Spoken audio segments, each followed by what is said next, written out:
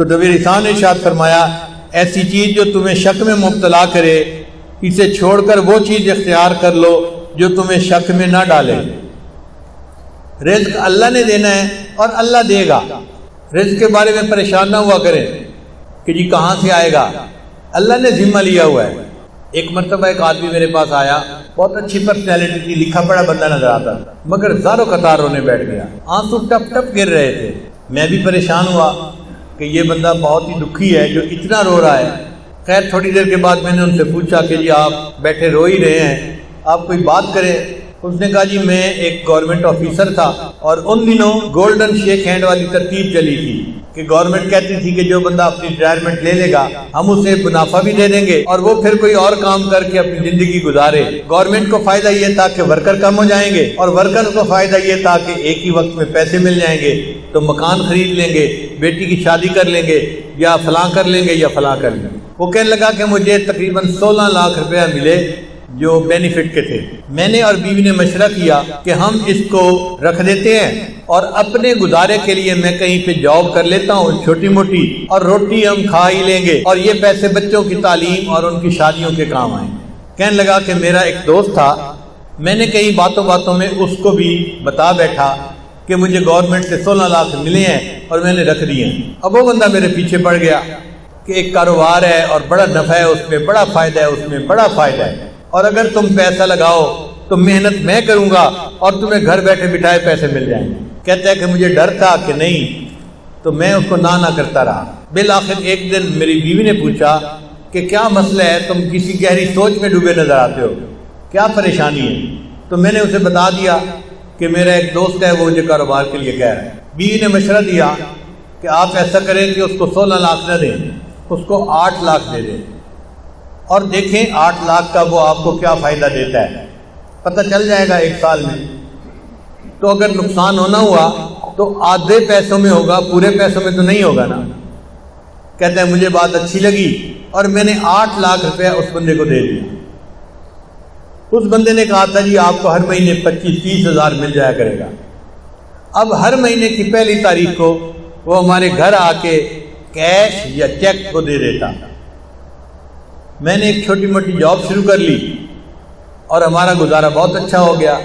25-30 ہزار ادھر سے آ جاتے تھے، باقی ادھر سے مل جاتے تھے اور ہم آرام کی زندگی گزارے۔ 1 سال پورا اسی طرح گزر گیا۔ تو میری بیوی نے کہا کہ یہ تو بڑا اچھا کاروبار ہے کہ جس میں اتنے پیسے دینے سے ہمیں ہر مہینے اتنے پیسے مل جاتے ہیں۔ سال گزرا تو میرے دوست نے کہنا شروع کر دیا کاروبار تو بہت اچھا ہے لیکن ہم نے پیسے تھوڑے لگائے ہیں، اگر اور زیادہ لگا دیں تو اور نفع ہو جائے گا۔ میں نے بیوی کو بتایا، اس نے کہا ہم نے 1 سال آزمایا ہے، دیکھا ہے شریف آدمی ہے، اچھا آدمی ہے، وعدہ پورا کرتا ہے، تو آپ اس کو باقی بھی پیسے دے دیں۔ کہتے ہیں میں نے اس کو باقی 8 لاکھ بھی دے دیے۔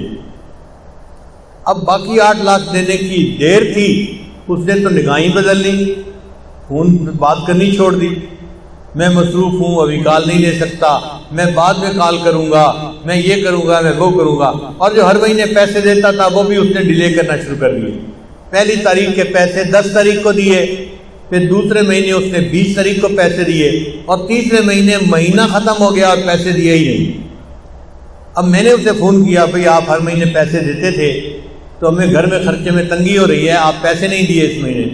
اور جی میں نے آپ سے بات کرنی ہے، میں 2 بندوں کو لا کے آپ سے بات کروں گا۔ اب بات اس نے کیا کی، اس نے کہا جی کہ مجھے تو کاروبار میں نقصان ہو گیا ہے اور 16 لاکھ کے 16 لاکھ ختم ہو گئے ہیں، تو میرے پاس تو پیسہ ہی نہیں آپ کو دینے کے لیے۔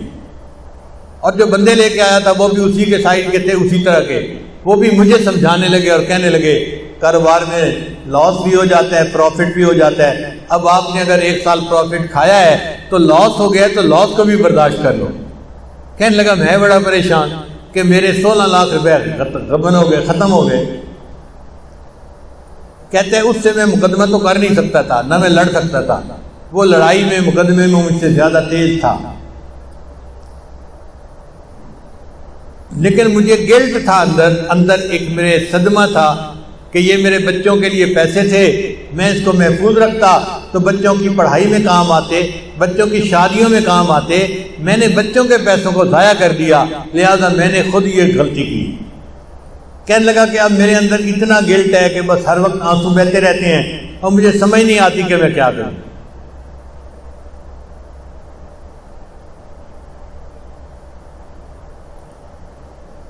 اس کی بات سن کے مجھے بھی بہت دکھ ہوا کہ ایک شریف آدمی اذیت میں مبتلا ہو گیا۔ میں نے اسے تسلی دی، پھر تسلی دے کے میں نے اس سے پوچھا کہ مجھے یہ بتائیں کہ آپ کا رزق کہاں پہ ہے؟ کہنے لگا کیا مطلب؟ میں نے کہا آپ کا رزق زمین میں ہے یا آسمانوں میں ہے؟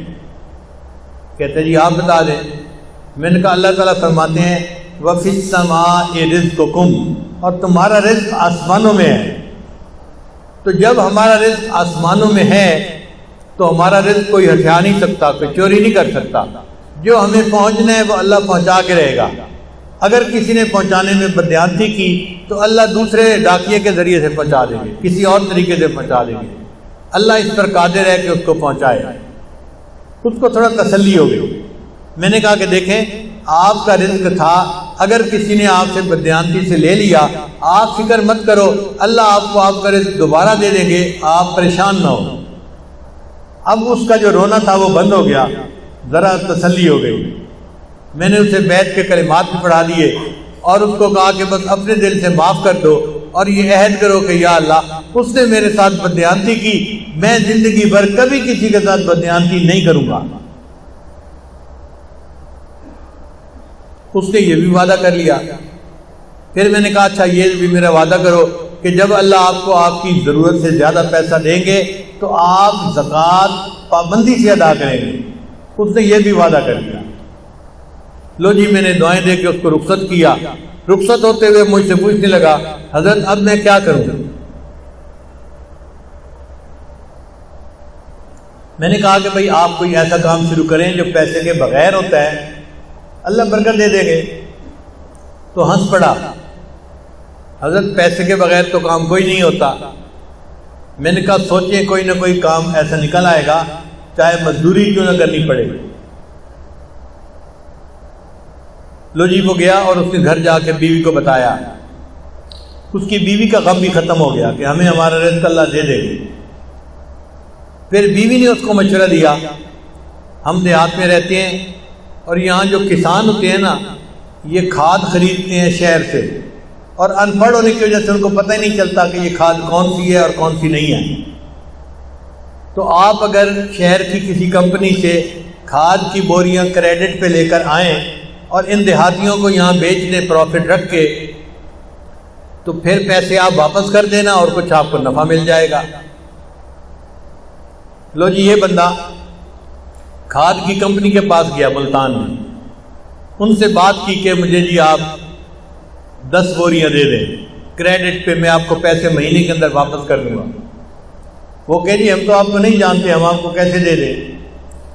یہ کہ جی میرے کاغذات دیکھو، میں اتنا آفیسر تھا گورنمنٹ کے اندر، یہ بھی مجھے جانتا ہے، یہ بھی جانتا ہے، یہ بھی جانتا ہے۔ وہ کہیں کہ بھئی ہمیں تو شکل صورت سے بھی نظر آتا ہے کہ تم آفیسر رینک کے پڑھے لکھے بندے ہو، لیکن ہم بغیر پیسے کے کیسے اپنا مال دے دیں؟ ہم نہیں دے سکتے۔ اب یہ بیچارہ روز جائے اور روز ان کی منت سماجت کرے کہ آپ لوگ میرا کام شروع کروا دیں۔ جو مینیجر تھا نا وہاں کا وہ ذرا رحم دل بندہ تھا، اس کو رحم آ گیا۔ ایک دن وہ کہنے لگا دفتر والوں کو کہ بھائی اس کو 10 بوری کریڈٹ دے دو اور گارنٹی میری ڈال دو، اگر اس نے پیسے نہ بھی دیے تو 10 بوری کے پیسے میں ادا کر دوں گا کہ چلو مجھ سے غلطی ہوئی، لیکن اب اس بندے کو 10 بوری دے دو۔ اس بندے کو یہ 10 بوری مل گئی، یہ لے آیا، اس نے آ کے کسانوں کو بیچی، ہر بوری پہ 50-50 روپیہ اس نے نفع رکھ لیا، تو 10 بوری کا اس کو اچھا بھلا فائدہ ہو گیا۔ چنانچہ پھر یہ 10 کی جگہ 20 بوری لینے لگ گیا، پھر 30 بوری لینے لگ گیا، پھر 50 بوری، کرتے کرتے ایک وقت آیا کہ کمپنی والوں نے کہا جی ہم آپ کو پورا ٹرک کریڈٹ پہ دے دیتے ہیں۔ اب اس نے کریڈٹ پہ ٹرک لیا اور لوگوں کو تقسیم کی کھاد اور ان سے پیسے لے کے واپس دے دیے۔ پھر ایک ٹرک سے 2 ٹرک اور 3 ٹرک اور ٹرکوں میں کام شروع ہو گیا۔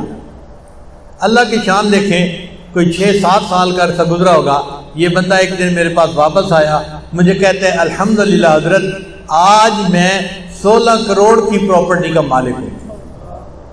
16 لاکھ اس کے ضائع ہوئے تھے، اللہ پہ توکل کی، اللہ نے برکت رزق میں ایسی دی کہ 16 کروڑ کی پراپرٹی کا وہ مالک بن گیا. تو ہم کیوں اس معاملے میں شک میں پڑے یا اپنے دل میں حرام لگائیں؟